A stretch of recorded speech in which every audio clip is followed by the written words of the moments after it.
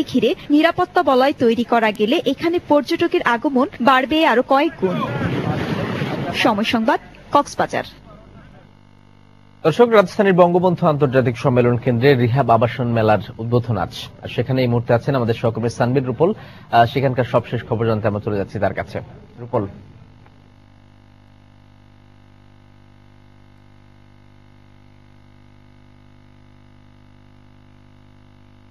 উদ্বোধনী অনুষ্ঠানের কি খবর আছে আপনার কাছে? 5 দিন ব্যাপী রিহ্যাবের উইন্টার ফেয়ার আয়োজন করা হয়েছে বঙ্গবন্ধু আন্তর্জাতিক সম্মেলন কেন্দ্রে। সেই আন্তর্জাতিক সম্মেলন কেন্দ্রে সেই মেলাটি এখন উদ্বোধনের প্রক্রিয়া চলছে। সেই উদ্বোধনী অনুষ্ঠান কিন্তু চলছে, ঠিক আমার পেছনেই সেই অনুষ্ঠানটি চলছে এবং সেই অনুষ্ঠানের প্রধান অতিথি হিসেবে এখানে উপস্থিত এসেছেন গৃহায়ন ও গণপূর্তমন্ত্রী ইঞ্জিনিয়ার মোশাররফ হোসেন।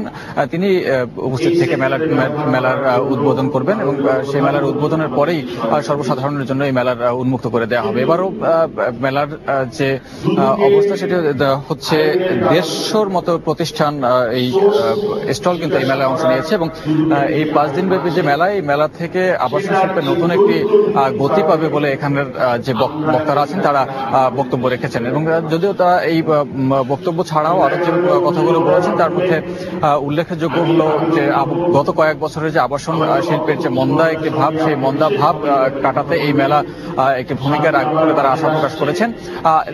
তাছাড়া নতুন যে বাংলাদেশ ব্যাংক থেকে প্রবাসীদের জন্য ঋণ দেওয়ার ব্যবস্থা করা হয়েছে সেটাকে তারা ইতিবাচক হিসেবে দেখছেন। তবে তারা হোম লোন চেয়েছেন সবার জন্য এবং যাতে আবাসন শিল্পের যে মন্দা অবস্থা সেই মন্দা অবস্থা কাটিয়ে উঠতে পারে এবং সবার জন্য যে আবাসন ব্যবস্থার কথা সরকার বলে আসছিল সেই প্রতিশ্রুতি বাস্তবায়নেও এই হোম লোন যাতে ভূমিকা রাখে সেদিকে লক্ষ্য রাখার জন্য আহ্বান জানানো হয়েছে।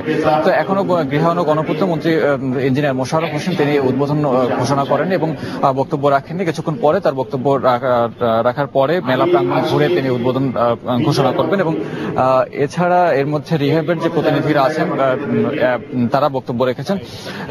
তবে এখন বক্তব্য রাখছেন রিহ্যাবের প্রেসিডেন্ট আলমগীর শামসুল আলামিন। তিনি বক্তব্য রাখার পরেই ইঞ্জিনিয়ার মোশাররফ হোসেন বক্তব্য রাখবেন।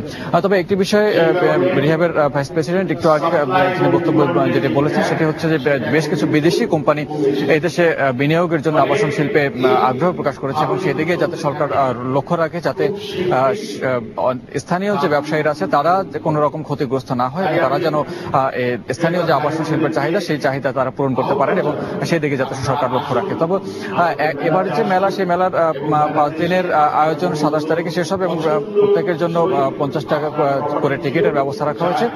এই টিকিটের প্রতি বছরের মতো এবারও দুস্থদের মাঝে টিকিটের অর্থ বিতরণ করা হবে বলে রিহ্যাবের পক্ষ থেকে জানানো হয়েছে। তো রাজু, এই ছিল মেলার এখন পর্যন্ত খবরাখবর। সহকর্মী সানবির রূপলের কাছ থেকে আমরা জানছিলাম রিহ্যাব ফেয়ারের সবশেষ খবরাখবর। দর্শক, আপনারা দেখছেন সময় বাণিজ্য, আমাদের সঙ্গে থাকুন।